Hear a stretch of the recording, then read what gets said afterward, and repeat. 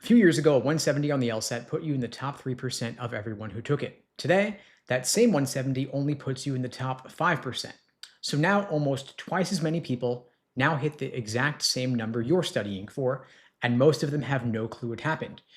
So let me show you what's going on, what it does to the school you can get into, and what you can do about it.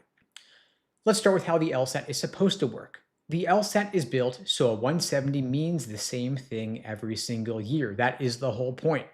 Your score shows how you did, not whether your LSAT was easy or hard that day. And for decades, it held a 170 was a 170. But over the last few years, something broke. Now, here are the real numbers straight from the Law School Admission Council's own data. A few years ago, about 3 out of 100 scored a 170, plus now it's about 5 out of 100, so the group nearly doubled. A 150 used to beat 44 people out of 100. Today, it beats only 38 people out of 100. So your LSAT score doesn't get you as much as it used to. And the timing makes all of this worse because this is one of the most crowded years for law school applicants in 2 decades. The number applying is up about 8.5% over last year, up about 29% over 2 years ago. So put all this together, you've got more people applying, more of them scoring high. That's why this year was especially brutal, and next year may look the same. And of course, people are running to law school because the economy feels shaky, because they're worried about what AI does to other jobs, and because they want work that feels steady and reliable. And none of that is changing by next fall. If anything, things could get worse. Now let's talk about why scores keep climbing. Not everyone's in agreement over what reason matters most, but there are a few contending factors. First of all, there's that more people get extra time on the LSAT now. That's a real approved thing for people who qualify. LSAT gives out extra time to those who get accommodations based on anxiety or ADHD or a whole variety of other factors. They've made it a lot easier to get those accommodations. There's also the cheating on the LSAT in recent years. And there are more people retaking the LSAT, and given that only your best score counts, more people have higher scores. Now, a lot of people also cancel a low score before it even shows up, thanks to the new score preview option, and so the weak scores never even show up. The LSAT also got shorter a couple of years ago, which made it easier to prep for when they removed the logic games section. So all these factors all push in the same direction, pushing scores up. And the people running the LSAT, the Law School Admission Council, of course, their message is simply that interest in law school is strong and people are motivated, which is true, but doesn't tell the whole story because a 170 is not worth a 170 anymore. LSAC doesn't even directly post the old numbers so that you can line up the percentiles. Now, there is one other thing that makes your score matter more now, not less. GPAs from undergrad have been climbing for years also. Just as there's LSAT score inflation, there's also GPA inflation. And so when everybody's got a great GPA, nobody has a great GPA anymore. A 3.8 GPA doesn't set you apart anymore when the T14 all have GPAs roughly in the 3.9 range. So your LSAT score is the one objective metric everybody can compare, regardless of your background, where you went to college, when you went to college, what you majored in. It lets them equalize every applicant from every university. And so even if grades blur together at the very top, the LSAT becomes the cleanest way to tell people apart. Now let's talk about what you can do with all of this. First off, your target LSAT score might be old news. Say, for example, last year you looked up a school and saw a median score of 169. Half their students were above that number, half were below that number. You aimed for a 170 just to feel safe, but a lot of schools' median scores went up a point this year, and so you could hit your 170 and still land below the middle.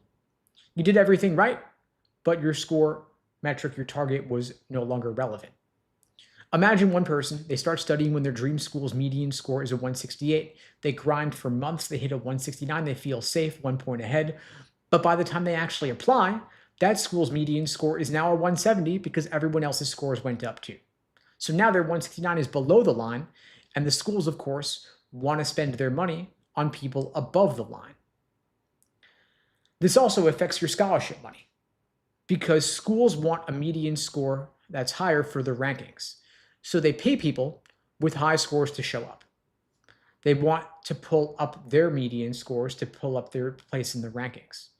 If higher scores get common, yours is worth less. The same score that earned a big discount a couple of years ago earns less today.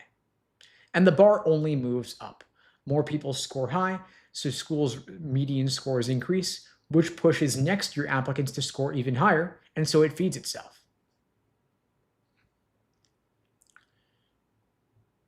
So good enough last year is the most expensive idea that you could have in this whole process. You want to look at this year's results. So here's what you want to do. Look up the school you want to attend, find its median score from this year, not an old one, then find where that score ranks today. You're typically going to find that it's higher than you remember and it's harder to beat. Set your goal score a few points above that. If you just match the median, it makes you average. But if you can get above that median, you're going to get scholarship money. Now remember, out of everything in this process, your LSAT score is the one thing you fully control. You can't control how many people apply. You can't control the rules. You can't control your number. But the LSAT is a test that you can learn.